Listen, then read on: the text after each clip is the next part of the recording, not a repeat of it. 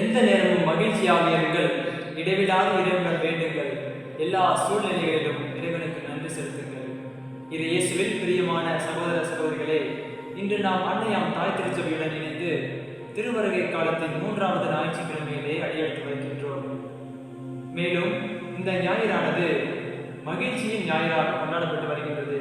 எனவே இன்றைய வார்த்தை வழிபாடானது நாம் அனைவரையும் மகிழ்ச்சியோடு வாழ அழைப்பு விடுகின்றது.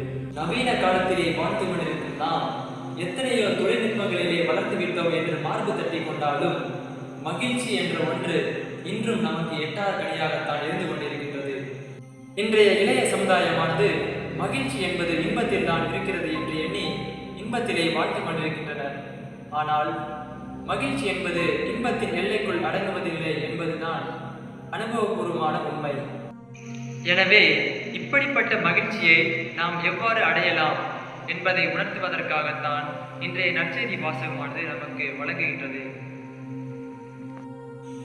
இன்றைய நற்செய்தி வாசகத்திலே 3 விதமான மக்கள் திருமுழுக்கு யோவானிடம் வந்து ஒரே கேள்வியை கேட்கின்றனர்.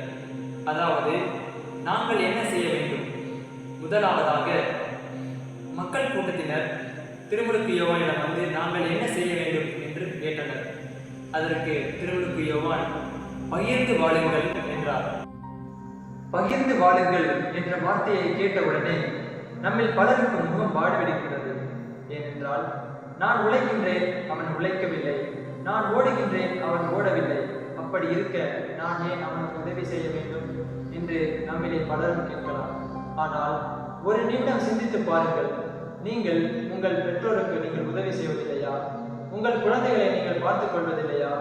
உங்கள் உடன் பிறந்தவர்களை நீங்கள் கவனித்துக் கொள்வதில்லையா? அதே போன்றுதான் நாம் அனைவரும் நம் விண்ணக தந்தையின் மக்கள் என்பதை நீங்கள் ஒரு நிமிடம் உணர வேண்டும்.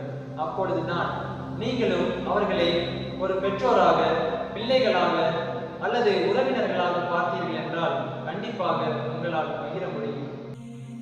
இரண்டாவதாக, வரி தண்டுவோர் திருமுழுக்கு யோவானிடம் வந்து நாங்கள் என்ன செய்ய வேண்டும் என்று கேட்க, அதற்கு அவர், நீங்கள் உங்களுக்கு குறிக்கப்பட்டுள்ள தொகையை மட்டும் வாங்கி அதிலே மனநிறைவு கொண்டவர்களாக வாழுங்கள் என்கிறார்.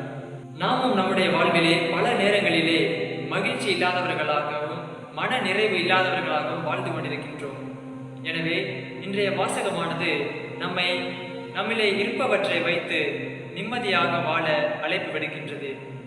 மூன்றாவதாக, படைவீரர்கள் திருமுழுக்கு யோவானிடம் வந்து நாங்கள் என்ன செய்ய வேண்டும் என்று கேட்க, அதற்கு அவர், நீங்கள் யார் மீதும் பொய் குற்றம் சுமத்தாமலும் யாரையும் அச்சுறுத்தி அவர்களிடமிருந்து பணம் பறிக்காமலும் இருங்கள் என்கின்றார். இவர் கூறிய பதிலை நாம் சற்று உற்று நோக்கினோமே ஆனால் இன்று நம்முடைய காவல்துறையினர் அத்துமீறி செயல்படும் அனைத்து செயல்களும் அன்றே இருந்திருப்பது நமக்கு தெரிய வருகின்றது. அதாவது, அச்சுறுத்தி பணம் பறிக்காமலும் பிறர் மீது பொய் குற்றம் சுமத்தாமலும் மனிதரை மனிதராக மதித்து வாழ இன்றைய நற்செய்தியானது நமக்கு அழைப்பு விடுகின்றது. அன்பார்ந்தவர்களே, நாம் நம்மையே ஒரு நிமிடம் ஆராய்ந்து பார்ப்போம்.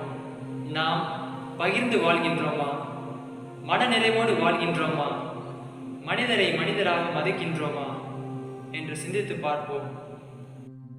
அப்படிப்பட்ட ஒரு வாழ்வை வாழ தவறிய நேரங்களை எண்ணி மனம் வருந்துவோம். மேலும் இறைவனின் ஆசீர் வேண்டுவோம். பிறக்கவிருக்கும் பாலன் நம் அனைவரையும் நிறைவாக ஆசீர்வதிப்பாராக.